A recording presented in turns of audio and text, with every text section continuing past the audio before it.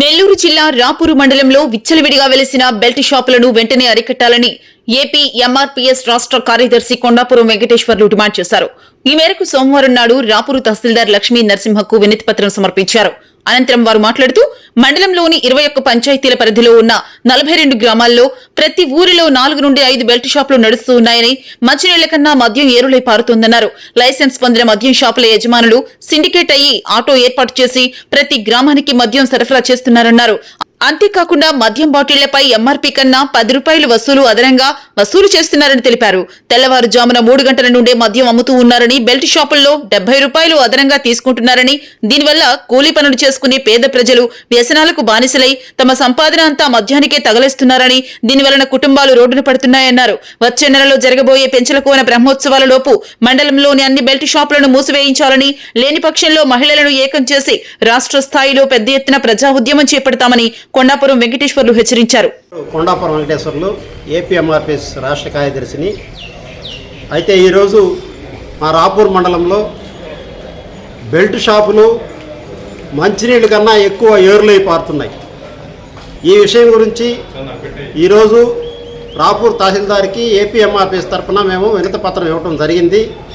రాపూర్ మండలంలో 21 పంచాయతీ పరిధిలో ఉన్న 42 గ్రామాలలో ఒక్కొక్క గ్రామంలో 4-5 బెల్ట్ షాపులు నిర్వహిస్తూ ఇక్కడ ఉండే లైసెన్స్డ్ షాపుల యాజమాన్యం అంతా సిండికేట్ అయి ఒక వ్యక్తిని పెట్టి ఆటో పెట్టి ఇంటింటికి బెల్ట్ మద్యము ఇంటింటికి తోలిస్తూ గ్రామాల్లో పేద కూలీనాలి చేసుకునే పేద ప్రజలతో ప్రాణాలతో చెలగాటం ఆడుతున్నారు.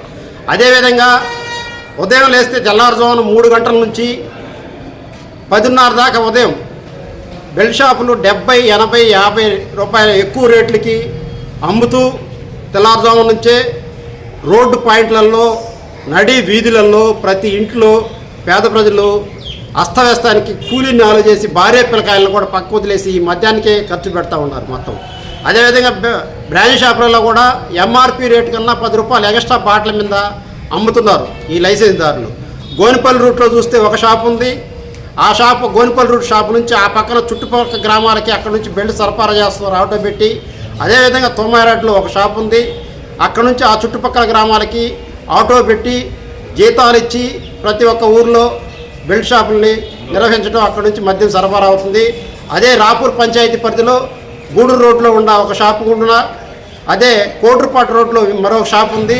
ఈ 2 షాపుల నుంచి కూడా ఒక ఆటో పెట్టి పిల్లకాయలకి జీతాలు ఇచ్చి ప్రతి ఇంటికి ప్రతి గ్రామంలో ఒక్కొక్కరు 4-5 ఇళ్లకి వేస్తుంది. దానివల్ల అక్కడికక్కడ వాళ్ళకే గొడవలు పెడుతూ ఉన్న ఎక్సైజ్ అధికారులు కూడా మేము ఈ నెల 25/3/2026న పొదలకూరు ఎక్సైజ్ ఎస్ఐ గారికి ఎంఆర్పీఎస్ ద్వారా వినతి పత్రం ఇవ్వడం జరిగింది. అయితే ఇక్కడ బ్రహ్మోత్సవాలు రేపు నెలలో పెంచులకోన బ్రహ్మోత్సవాలు జరగబోతున్నాయి. ఈ బ్రహ్మోత్సవాల లోపల అన్ని రాపూర్ మండలంలో అన్ని గ్రామాల్లో బెల్ట్ షాపులు అరికట్టకపోతే ఎంఆర్పీఎస్ ఆధ్వర్యంలో గ్రామ స్థాయి నుంచి మహిళలందరినీ సేకరించి దీన్ని పెద్ద ఉద్యమంగా చేపడతామని మేము డిమాండ్ చేస్తున్నాం. అదేవిధంగా మేము ఎన్నిసార్లు అధికారులకు విన్నవించుకున్నా కూడా వాళ్ళు నీరెత్తినట్లున్నారంటే ఎక్సైజ్ వాళ్ళకి ఈ బెల్ట్ షాపులు గుండా వాళ్ళ వాటా ఎంతని మాకు సూటిగా సమాధానం చెప్పాలని మేము డిమాండ్ చేస్తున్నాం.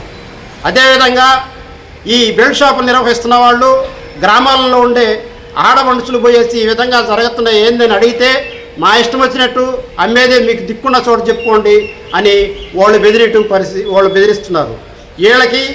వీళ్ళ దైన్యం ఎవరిని చూసుకొని ఒక పక్క కూటమి ప్రభుత్వము బెల్ట్ షాపులు అమ్మొద్దు అని చెప్పేసి కూటమి ప్రభుత్వం చెప్తుంటే, ఈ కూటమిలో ఉండే పెద్ద మనుషులుగా చదవమంటున్న ముసుగులో ఉండే వాళ్ళే బెల్ట్ షాపులకి మరీ ఇంతకుముందంటే షాపుకి వచ్చి 4-5 బాటిల్ కొనుక్కోబోయేవాళ్ళు.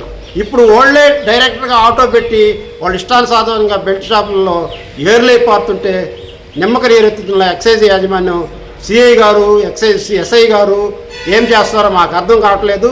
ఈ విషయాన్ని మేము జిల్లా కలెక్టర్ దృష్టికి, రాష్ట్ర ఎక్సైజ్ కమిషనర్ దృష్టికి తీసుకెళ్ళి ఎక్సైజ్ మినిస్టర్ దృష్టికి తీసుకెళ్ళి పెద్ద ఎత్తున ఆందోళన చేపడతామని, బ్రహ్మోత్సవాల లోపల ఈ బెల్ట్ షాపులన్నీ కంట్రోల్ చేసి వాళ్ళ మీద చర్యలు తీసుకొని అరికట్టకపోతే దీన్ని ప్రజా ఉద్యమంగా మార్చి దీన్ని రాష్ట్ర స్థాయిలో పెద్ద ఉద్యమంగా ఎంఆర్పీఎస్ ద్వారా చేపడతామని డిమాండ్ చేస్తున్నాం.